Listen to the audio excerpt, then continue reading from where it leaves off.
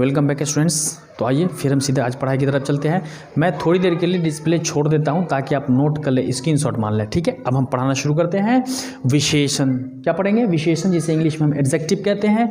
तो जो शब्द किसी संज्ञा या सर्वनाम की विशेषता, गुण, धर्म बताए उसे हम विशेषण कहते हैं। यानी जो शब्द संज्ञा की गुण, धर्म या विशेषता बताए और वह जवाब दे कैसा का जवाब देने वाले शब्द को हम विशेषण कहते हैं। ये शॉर्टकट मैंने आपको बताया। ठीक है, जैसे देखते हैं काली गाय। कैसी गाय? काली गाय। मैंने कहा अंधेरी रात। कैसी रात? अंधेरी रात। मैंने कहा मोटा आदमी। तो कैसा आदमी? मोटा आदमी। तो हुआ ना विशेषण, एडजेक्टिव। तो कैसा का जवाब जो दे उसे हम क्या बोलते हैं? विशेषण कहते हैं। अब हम जानेंगे हिंदी में विशेषण के मुख्य 4 भेद हैं। विशेषण के कितने भेद हैं?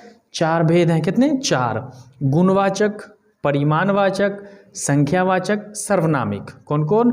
गुणवाचक, सर्वनामिक, परिमाणवाचक, संख्यावाचक, सर्वनामिक विशेषण। तो सवाल होगा कि विशेषण के कितने भेद हैं? तो 4 भेद हैं। क्लियर है? अब हम पढ़ेंगे गुणवाचक विशेषण। तो जिससे किसी संज्ञा के, किसके? संज्ञा के गुण, रंग, आकार का पता चले। यानी जो किसी संज्ञा के गुण, रंग, आकार का पता बताए कि वो कैसा है, उसे हम गुणवाचक विशेषण के। जैसे लंबा लड़का, तो भाई ये लड़का संज्ञा है। कैसा लड़का है? तो लंबा लड़का है। मैंने कहा सुंदर लड़की, ये लड़की संज्ञा है। सुंदर कैसी लड़की? तो सुंदर लड़की इत्यादि। और भी जैसे कि आप तेज विद्यार्थी, विद्यार्थी संज्ञा हो गया और तेज क्या हो गया? आपका विशेषण हो गया। तो जो कैसा का जवाब दे। अब है परिमाणवाचक। क्या है?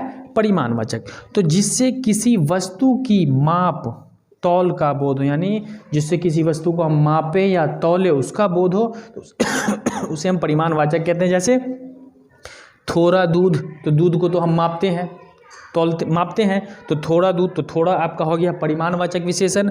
22 पसेरी, यानी अनाज को तौलते हैं तो पसेरी, और ये 22 जो है आपका विशेषण हो गया परिमाणवाचक। जैसे कुछ इत्यादि, इतना दूध, कुछ इत्यादि या इतना, है ना? इतना, हमने कहा कुछ, तो कुछ भी मात्रा का बोध हो रहा है, परिमाणवाचक। मैंने कहा इतना पानी, कितना? इतना पानी इत्यादि, तो परिमाणवाचक जिससे किसी वस्तु की माप तौल का बोध हो। समझ रहे हैं आप? ठीक है। अगला है संख्या। क्या? संख्या। आप समझ रहे होंगे।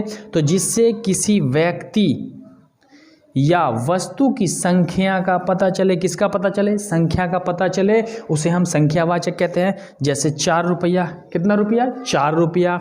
जैसे दिन, 30 दिन। कितना दिन? तो संख्या का पता चल रहा है 30 दिन। हमने कहा साल, 10 साल। कितना साल? 10 साल, 4 दिन, 40 साल, 4। तो ये संख्या को बताता हो। तो जिस वाक्य से संख्या का पता चले उसे हम संख्यावाचक कहते हैं। क्लियर है? समझ में आ रहा है? तो ठीक है। अगला आपका सर्वनामिक विशेषण। कौन सा है? सर्वनामिक विशेषण। कौन सा? सर्वनामिक। किसी संज्ञा से पहले आने वाले सर्वनाम। यानी संज्ञा हो, संज्ञा से पहले कोई सर्वनाम आ जाए उसे हम सर्वनामिक विशेषण कहते हैं। क्या बोलते हैं? सर्वनामिक विशेषण। ये देखिए, सर्वनामिक विशेषण किसी भी संज्ञा के पहले, जैसे कौन? विद्यार्थी। तो आप ये देखें, विद्यार्थी आपका संज्ञा है और उससे पहले कौन आ गया, तो ये कौन आपका हो गया सर्वनामिक विशेषण। कोई पुस्तक ले लो, कोई पुस्तक ले लो, ये पुस्तक आपका संज्ञा है। क्या है? संज्ञा है। और ये जो आपका कोई है, ये आपका हो गया सर्वनामिक विशेषण। जैसे यह लड़का, यह क्या है? आपका सर्वनामिक विशेषण। वह आपका क्या हो गया? वो सर्वनामिक विशेषण इत्यादि। तो किसी संज्ञा के पहले आने वाले सर्वनाम को हम सर्वनामिक विशेषण कहते हैं। मैंने आज आपको पढ़ाया विशेषण। तो विशेषण का एक शॉर्टकट याद रखिएगा, जो शब्द कैसा का जवाब देता है उसे हम विशेषण कहते हैं। विशेषण के मुख्यतः कितने भेद हैं? 4।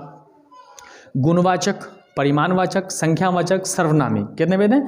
4 है। गुण, परिणाम, संख्यावाचक, सर्वनामिक विशेषण। तो मैं आशा करता हूं कि आपको मेरी पढ़ाई समझ में आ रही होगी। आप समझ रहे हो? आप कमेंट बॉक्स में जरूर बताएं, शेयर करें। धन्यवाद।